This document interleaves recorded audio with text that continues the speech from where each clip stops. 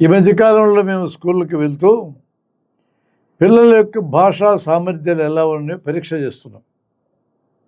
10th class పిల్లలు, కొన్ని చోట్ల ఇంటర్ పిల్లలు, మరి కొన్ని చోట్ల డిగ్రీ పిల్లలకి 10 పదాలు తెలుగు, 10 పదాలు ఇంగ్లీషు డిక్టేషన్ ఇచ్చి ఎలా రాస్తున్నారో చూస్తున్నాం మేము. అక్షరాస్యత, విద్యుత్ శక్తి, ధృతరాష్ట్రుడు, దుర్యోధనుడు ఇట్లాంటి పదాలేనండి, మరి భయంకరమైన ఏం కాదు. ఎన్ని పదాలు కరెక్ట్గా రాసి ఉంటారు? సరే, పిల్లల పరిస్థితి ఎలా ఉంది, టీచర్ల పరిస్థితి ఎట్లుందని డౌట్ వచ్చింది. టీచర్లు కోప్పడగాకండి నా మీద, జరిగింది చెప్తున్నా, మీ ఇష్టం. కనిగిరి అనే చోట జన విజ్ఞాన వేదికకు సంబంధించిన మా టీచర్లకే 103కి నేనే పరీక్ష పెట్టిన. మా టీచర్లే. మీ ఎవరి టీచర్లనంటే మీకు కోపం వస్తుంది కదా, మా టీచర్ల గురించి మేము చెప్పుకుంటాం. 103కి పరీక్ష పెట్టినాం. 10 పదాలు తెలుగు, 10 పదాలు ఇంగ్లీషు. ఎంతమంది కరెక్ట్గా రాసి ఉంటారు ఊహించండి. 10 పదాలు కరెక్ట్గా రాసిన వాళ్ళు ఊహించండి. 50 మంది రాసి ఉంటారా? 70 మంది రాసి ఉంటారా? టీచర్లు కదా, వాళ్ళు డిగ్రీ పూర్తి చేసి, బిఎడ్ డిఎడ్ పూర్తి చేసి పిల్లలకి చదువు చెప్పి అర్హత సంపాదించుకున్న వాళ్ళు కదా. ఆ మాత్రం లేకుండా ఎలా ఉంటుంది అని మీరు అనుకుంటారు. మిత్రులారా, మన్నించండి, నన్ను 3 కరెక్ట్ రాశారు. ఈ విషయాన్ని ఒకసారి నేను ద్రోణాచలంలో 1000 మంది టీచర్లతో మీటింగ్ జరిగి, అప్పుడు విద్యాశాఖ మంత్రి గారు కూడా హాజరయ్యారు. నేను పిల్లల చదువు గురించి మాట్లాడుతూ ఈ సంఘటన చెప్పాను. నాకేం టీచర్లు అంటే కోపం లేదండి, చాలా ప్రేమ ఉంది నాకు. చదువు అంటే కూడా ప్రేమే. ఈ దేశాన్ని బాగుపరచడానికి ఉపాధ్యాయులు తప్ప ఎవరు మార్గం లేదనేది కూడా నాకు తెలుసు. వాళ్ళని అవమానపరిచేది ఏం లేదు, నో అఫెన్స్.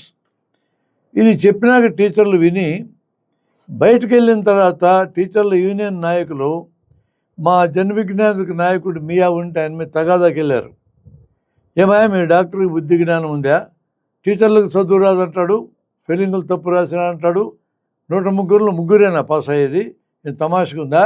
ఈయనేం పేషెంట్లు చంపడా అని ఆయన మీద తగాదా పెట్టుకుంటే, సరే పేషెంట్లు చంపే సంగతి మళ్ళీ మాట్లాడదాంలో సార్ విడిగా.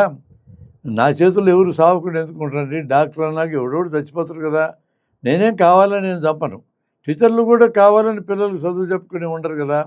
ఆ విషయంలో నేను నమ్ముతున్న వాళ్ళని, నన్ను కూడా వాళ్ళు నమ్మాలి. ఖచ్చితంగా డాక్టర్ని అడగాల్సిందే. టీచర్లు అవమానపరుస్తూ మాట్లాడతాడు, తమాషాగా ఉందా? వెళ్ళిపోదాం, పద అడుగుదాం ఇప్పుడే అని 1000 మంది టీచర్ల తరఫున ఆ టీచర్ల యూనియన్ నాయకుల్ని 8 మందిని వెంట పెట్టుకొని 5-6 అడుగులు వేసినాక మా మియా గారు ఏమడిగారంటే, సరే చిన్న అనుమానము, ఏమనుకోకండి మీరు, ఈ 1000 మందికి 10 పదాలు తెలుగు, 10 పదాలు ఇంగ్లీష్లో ఇప్పుడే డిక్టేషన్ పెడతా, ఎంతమంది కరెక్ట్ రాస్తారో చూద్దామని డాక్టర్ అంటే ఏం చేద్దాము అన్నాడు. ఆన్సర్ తెలుసా మీకు? అయితే పరీక్ష వద్దులే అన్నారు. మిత్రులారా, మీరెవరు కోప్పడొద్దు. నేను చాలా చోట్ల టీచర్లకే పరీక్షలు పెట్టినా. టీచర్లు కూడా అనుకున్న స్థాయిలో లేరు. అంటే బాగా స్పెల్లింగులు వచ్చి భాషా నైపుణ్యాలు వచ్చిన స్థాయికి చేరిన వాళ్ళు కాకుండా ఆ సామర్థ్యం లేని వాళ్ళు ఆల్రెడీ టీచర్లు అయిపోయినారు. ఎందుకు ఆలోచించకూడదు దీన్ని? టీచర్లు గంట బూనుకుంటే వస్తుంది కరెక్ట్గా రాయడం. ఎందుకు ఛాలెంజ్గా తీసుకోకూడదు? నేను మాట్లాడా, నేను మిమ్మల్ని అవమానపరచడానికి మాట్లాడలేదు. నా మీద మీకు నిజంగా కోపం ఉంటే ఛాలెంజ్గా తీసుకొని మేమెందుకు భాషా నైపుణ్యం వెనకబడి ఉంటామండి?